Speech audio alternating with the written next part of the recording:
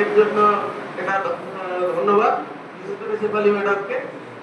Generally আমরা আজ করতাম কি আমাদের ডিপার্টমেন্টেই একটা ক্লাসরুমে ওরিয়েন্টেশন করে দিতাম, উনি উদ্যোগ নিয়ে এটা করেছেন।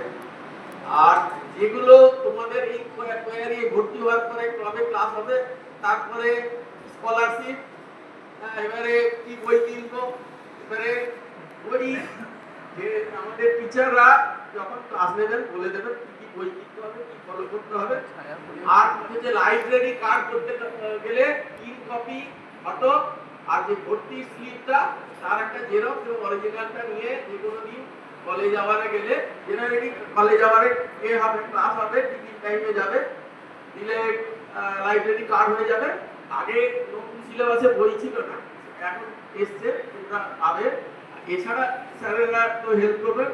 2 নম্বর হচ্ছে অনেকের এই স্কলারশিপ নিয়ে ভর্তি হলেই সঙ্গে সঙ্গে হবে না, কিছুদিন ক্লাস করার পরে, কারণ আমাদের এখানে যিনি প্রিন্সিপাল স্যারকে রেকমেন্ড করতে হয় তোমরা রেগুলার ক্লাস করছো কিনা। সেই জন্য এখানে অনেকগুলো স্কলারশিপ আছে, যেগুলো হচ্ছে যে স্বামী বিবেকানন্দ জেনারেলি 60% এর অ্যাবাভ মার্কস পেলে হয়, সেটা এবারে কেউ একজন